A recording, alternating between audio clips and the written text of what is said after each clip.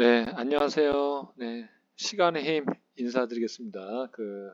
오늘 방송은, 요런 제목으로 한번 방송을 하려고 좀 진행을 해보겠습니다.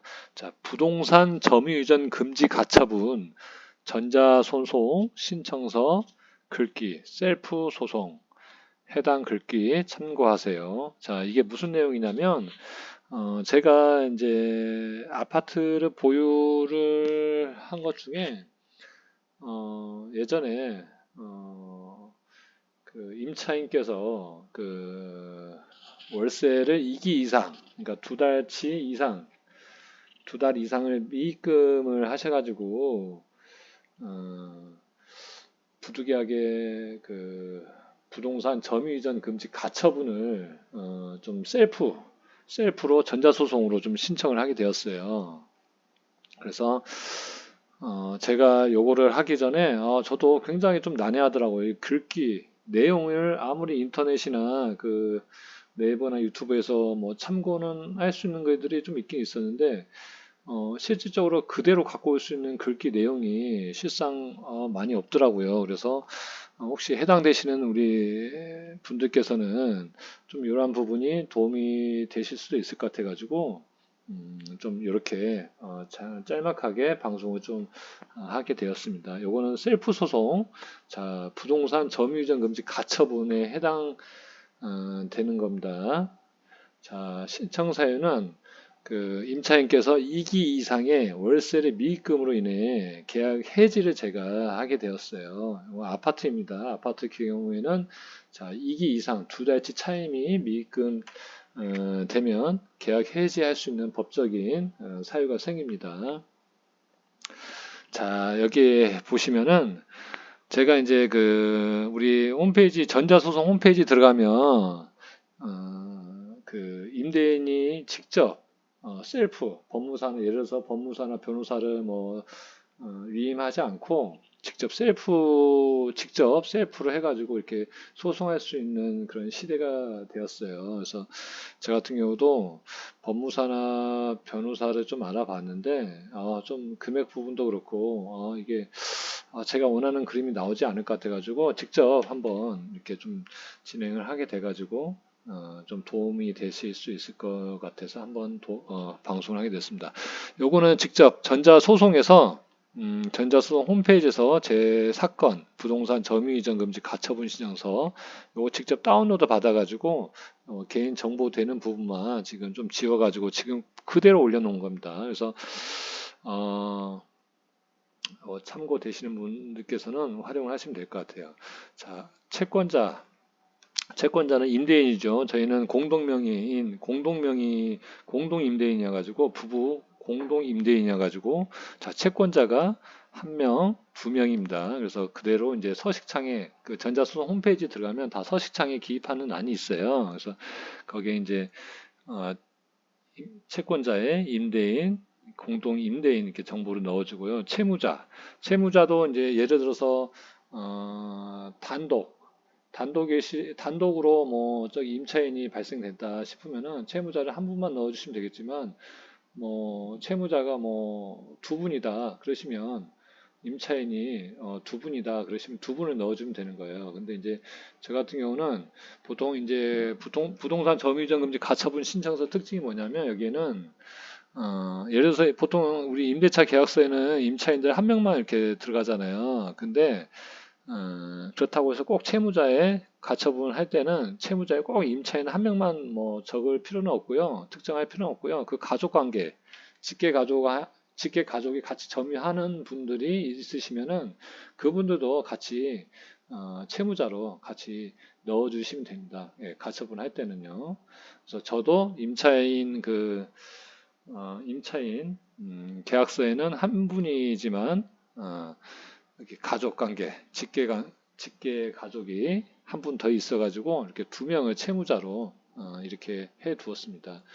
목적물의 가액, 요거는 이제 금액을 계산하는 그 서식이 있어요. 요거는 지금 좀, 어, 그, 할, 지금 저기 전자소송 홈페이지에서 보고 해야 하기 때문에 이 부분은 좀 생략을 할게요. 이거는 별도 네이버나 유튜브에 보시면요, 별도 목적물의 가액 서식 요 계산 구하는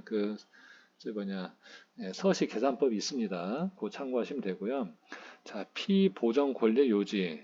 요거는 소유권의 기한, 토지, 건물, 명도, 청구권이라는 이게 가서 이게 서식창에 보면 이런 선택할 수 있는 그런 창이 있습니다. 이거 참고하시면 되고요. 자, 신청 취지는 자, 채무자는 별지 목록 기재 부동산에 대한 점유를 풀고 이를 채권자가 유임하는 집행관에게 인도하여 한다. 집행관은 현상을 변경하지 아니할 것을 조건으로 하여 채무자에게 이를 사용하게 하여야 한다. 채무자는 그 점유를 타인에게 이전하거나 또는 점유 명의를 변경하여서는 아니야 된다. 집행관은 이 명령의 취지를 적당한 방법으로 공시하여야 한다라는 결정을 구합니다. 이게 이제 신청 취지를 이렇게 이제 적었고요. 자, 이제 아까 말씀드린 것처럼 여기 신청 사유, 임대인의 신청 사유를 정확하게 적어주시면 돼요. 왜 계약 해지를 하게 되어서 부동산 점유 이전 금지 가처분 신청을 하게 되었는지 그 사유를 상세하게 적어주시면 됩니다. 저 같은 경우는 자, 이거는 2기 이상의 올차임을 입금을 안 했을 때 계약 해지 사유이기 때문에 참고하시면 됩니다.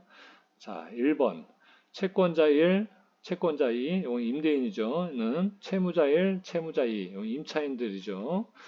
과 계약기간 2021년 에서 2023년 몇 월 며칠까지 아파트 임대차 계약서 월세를 계약하였습니다. 하지만 만료 2개월 전 2023년 임차인에게 계약갱신 연장 불가 통보를 함으로써 현재 계약기간이 종료된 상태입니다. 계약갱신 연장 불가 사유는 주택임대차보호법 제6조의 3 계약갱신 요구 등 1항 1호에 의거 임차인이 2기의 차임액에 해당하는 금액이 이르도록 차임을 연체한 사실이 있는 경우에 해당됩니다. 자, 2번 위 사항으로 인하여 현재 계약 종료가 되었습니다. 하지만 채권자의 수차례에 걸친 독촉에도 불구하고 채무자는 퇴거를 이행하지 않고 있으며 또한 지속적으로 연체된 월세 입금을 하지 않고 있는 상황입니다. 이로 말미암아 채무자는 채권자에게 상당한 정신적 스트레스와 물질적 손해를 입히고 있는 상황입니다. 3번 따라서 이 같은 이유로 명도 이행을 해야 하는데 혹여 채무자가 다른 제3자에게 부동산 점유 이전을 하게 되면 차후 판결 시 명도 집행이 어려울 수 있는 상황이 발생될 수 있기에 이를 보전하기 위해 가처분 신청을 합니다. 자, 4번 한편 이 사건 부동산 점유 이전 금지 가처분 명령의 손해담보에 대한 담보 제공은 민사집행법 제19조 제3항 민사소송법 제122조에 의하여 보증보험 주식회사와 지급보증 위탁계약을 맺은 문서를 제출하는 방안으로 담보 제공을 할 수 있도록 허가해 주시기 바랍니다. 자, 이렇게 제가 적었고요. 네, 상세하게. 자, 요거는 부동산 점유 이전 금지 가처분은 하셔도 되고 안 하셔도 되는 거지만 근데 꼭 하셔야 돼. 제가 생각했을 때 꼭 하셔야 되는 이유가 뭐냐면 여기 3번에서처럼 기껏 부동산 인도 소송을 원고 승으로 따냈는데 채무자가 중간에 혹은 사전에 다른 제3자에게 부동산 점유 이전을 해버리면 요걸 또 제3자를 통해 또 해야 돼요. 명도 집행을. 인도 소송을 또 해야 됩니다. 제3자. 그러니까 채무자가 제3자에게 넘겼잖아요. 그러면 제3자를 상대로 또 해야 된다. 굉장히 그러면 난해하고 정말 스트레스가 정말 많고 정말 뭐 힘듭니다. 그래서 저는 요걸 꼭 해줘야 된다. 저는 그렇게 좀 생각을 합니다.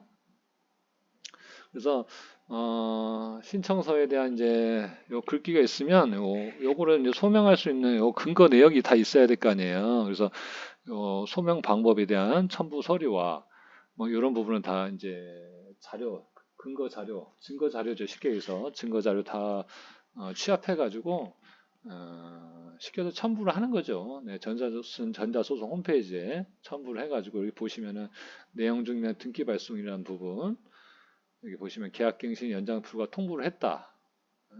카톡으로도 계약갱신 연장 통보를 했다. 문자로도 했다. 그 다음에 이제 월세 입금 내역 이제 이기 차임이 연체 사실이 있다는 근거 내역을 은행에 가가지고 원본을 가지고 와가지고 이렇게 첨부를 했고요. 임대차 계약서, 그다음에 또 첨부 서류는 등기부등본, 뭐 이렇게 토지대장 공시지가확인 뭐 쭉 있습니다. 이런 부분을 잘 또 증거를 취합을 해가지고요. 좀 준비를 하시면 되고요. 이거 부동산 점유 이전 금지 가처분 이제 신청서고요. 나중에 방송을 이제 결정문 이제 판사님께서 이제 가처분 신청서를 보시고 신청 취지와 여기 소명 방법, 여기 증거 자료를 확인하시고 충분한 근거가 있다고 판단하시면 이제 결정문을 내려주십니다. 결정문에 떨어지면은 이제 해당 법원에 가처분을 하겠다. 이제 현장 집행 그거를 갖다가 법원에 신청을 해가지고 법원에 그 집행관님하고 또 기타 임무유들하고 열쇠 수리공은 한 분을 섭외해야 되고요. 또 증인 두 분을 섭외해야 되고요. 이렇게 해서 준비를 해서 현장에 가서 결정문을 고시하시면 됩니다. 요거는 뭐 법원의 집행관님이 다 알아서 하시는 거기 때문에 잘 순리에 따라서 맞춰주시면 되는 거고요.